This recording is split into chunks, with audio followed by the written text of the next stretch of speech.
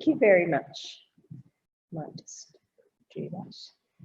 Excellent. So I'm going to talk about the RESTORE trial, and this is one of my sort of guilt projects because it's not yet published, but it has been completed.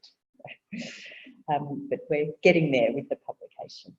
And so, as I've mentioned earlier, that the most successful interventions for improving mobility in the longer term after hip fracture have been highly supervised, more intensive interventions. But Nancy Latham and colleagues did find that it was possible to teach a safe, effective home exercise program for hip fracture survivors.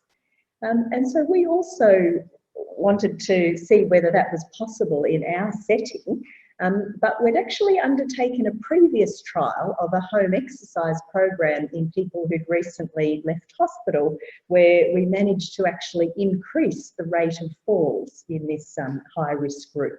So we were particularly interested in seeing whether we could improve mobility without increasing falls in people who'd survived a hip or other fall-related fracture.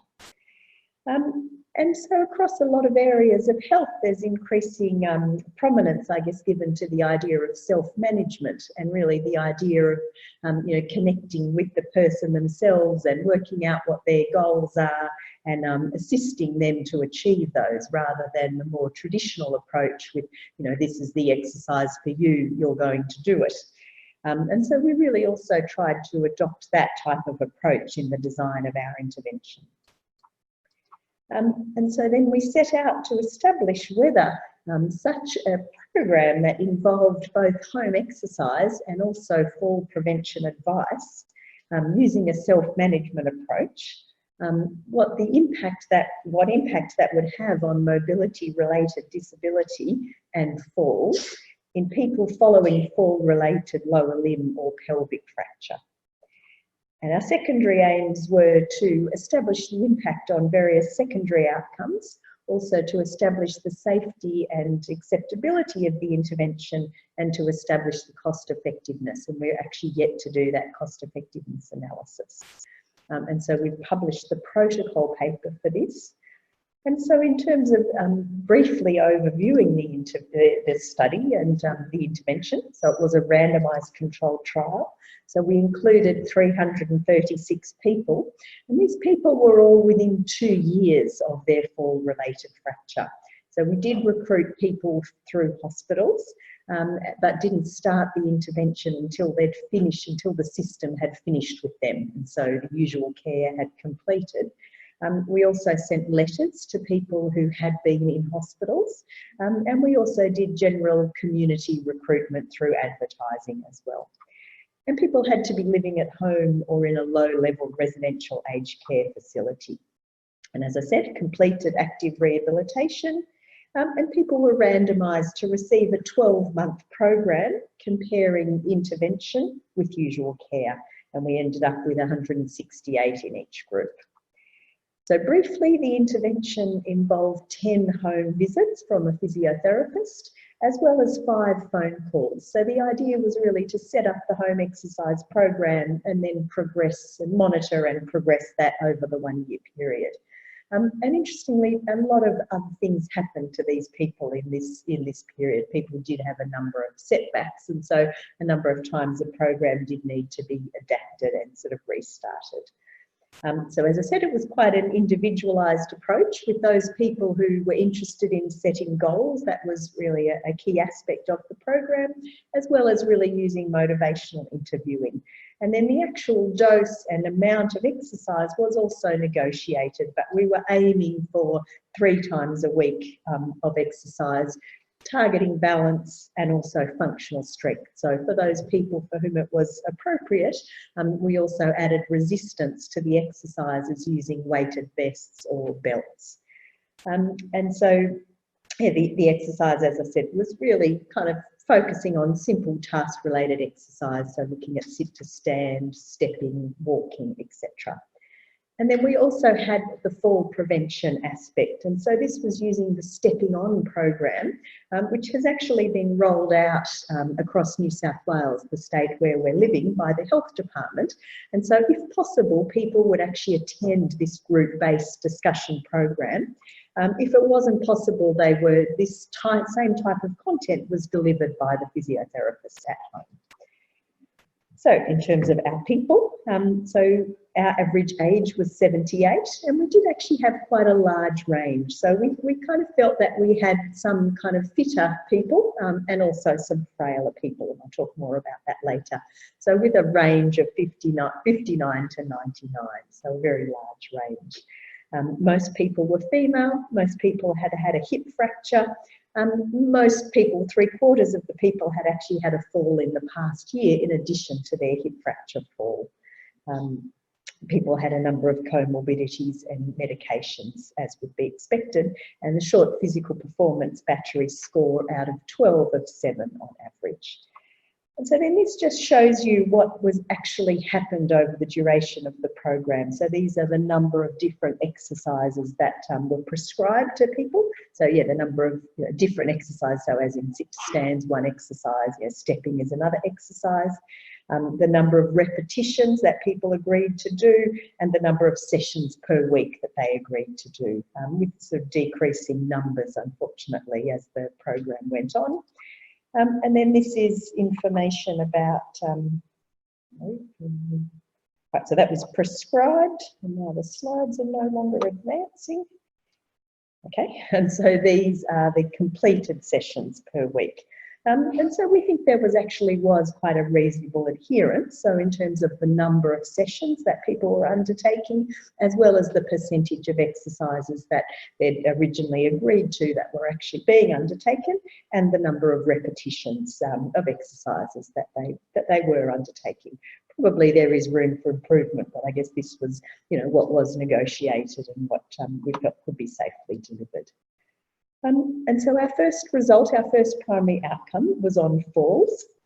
And you can see we were very pleased. We didn't prevent falls, but we didn't increase falls. So it's a partial success. And as I said, our previous study in this type of population, we actually had improved mobility, but also increased falls. And with some exploratory analyses, we've actually found out that there was an indication of a reduction in falls inside, but an increase in falls outside. So I think this really goes to the complexity of this type of population, and that perhaps by improving people's balance, we're preventing indoor falls, but by encouraging them to be more active, we might be increasing exposure to outdoor falls. If we adjust for the amount of activity that they did, there was an indication of a reduction in falls. So I think we really do need to know more about falls prevention in this higher risk group. And so then the next are our primary outcomes. And so this is really a lesson in carefully choosing one's primary outcomes, as you will see. And so this is our primary outcome in mobility. And so we use the continuously scored version of the short physical performance battery. And so that's the pool, the assessment that involves walking speed, sit to stand, and standing balance. And you can do it as a continuously scored version that uses the actual times. And so we thought this might be more sensitive to change than the 12-point version. It was not. So you can see there is the indication of a between group difference. And so this is the amount of improvement in the two groups, but that difference was not statistically significant at 12 months. This is one of our other primary outcomes. And so this is the AMPAC, which is the questionnaire about the level of assistance and difficulty people had doing daily tasks. You can see there's a clear separation between the groups as the study went on, but unfortunately not at the 12-month time point when our primary outcome was. So again, a little bit disappointing.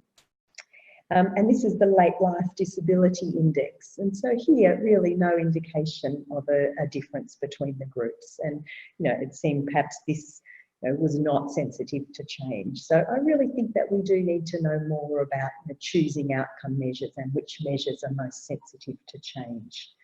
And so the better news is that if you looked at the short physical performance battery, the 12-point version, we actually do have a significant between group difference. And so in sort of rigorous clinical trials land, we do need to throw this out and say, okay, this didn't work. However, I think you would agree with me that the between group difference in the amount of change in the order of really 1 point in the 12-point short physical performance battery is actually quite important. We also asked people about the amount of difficulty doing a range of tasks, and this is a sort of homemade questionnaire, and you can see again here it's better to have a lower score. And again, there was a clear separation. So we asked people this information each month about the ease of undertaking daily activities. Again, some separation between the groups, but they do come together just at that crucial 12-month time point. This is the PPA, so Stephen Lord's physiological performance assessment, so looking at the risk of falling. And again, quite a clear between group difference. And that's actually the case for a number of the other secondary outcomes, so various measures of balance also, and strength as well. We also found this type of between group difference. And interestingly, also in the Euroqual, so the amount of change in the Euroqual in the quality of life per month.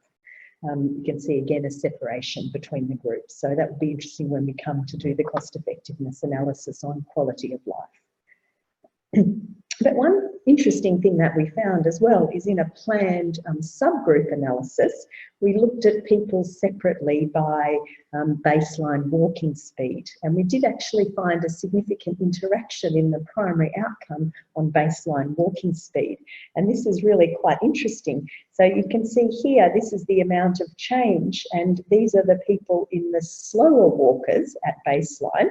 And this is the change in the faster walkers at baseline, and that was just based on the median.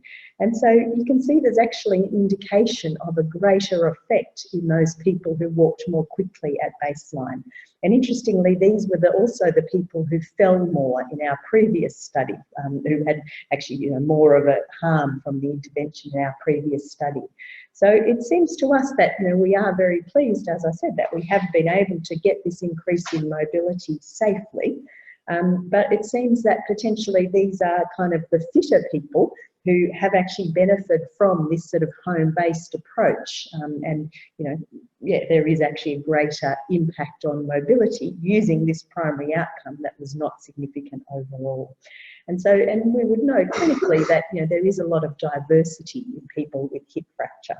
So I think that's what I said this morning, is we need to really be doing trials that are large enough to be able to explore potentially different effects in different types of people. So then, by way of conclusion, that's a very brief overview of a large study. And so there was no impact of the intervention on the primary outcomes, which is obviously disappointing. So in terms of falls, mobility, performance, self-reported task difficulty or participation using that late life disability index at 12 months after randomisation. However, we would argue that the significant impacts on a number of the secondary measures, so mobility, daily task difficulty, risk of falling, also physical activity, mood, which I didn't show you, also self-rated health and community participation. So we would argue that these impacts actually are important. We also had quite a strong trend to a reduction in the number of fractures. So it was not statistically significant, but we actually halved the rate of fractures in the intervention group. Way underpowered for fractures, but we think that potentially is important as well. And that there was a greater impact on some of these measures in the faster walkers. So in terms of implications, we think that this means that it is actually possible to teach a safe home exercise program that improves mobility and balance outcomes to older people up to 2 years after fall-related fracture. But however, most countries don't actually have any systems in place to deliver such programs. And so this, as I said, was really additional rehabilitation after the system had finished with people. And it was the case, though, that other outcomes, so falls, the community participation aspect of disability didn't really change overall, and might require more specific interventions. So much as we're a fan of exercise-based interventions, we might actually need to be adding extra things on to achieve impacts on these outcomes as well. And I think it does also highlight the importance of actually tailoring the intervention in terms of the sort of physical aspects, but also in terms of the adherence and using that sort of self-management approach. So yeah, thank you very much for your attention. I'd like to acknowledge the massive team of co-authors. This was a very multidisciplinary undertaking, as well as, of course, the trial participants and staff, and money from our National Health and Medical Research Council, both to undertake the project and also for salary funding for a number of the investigators. Thank you very much.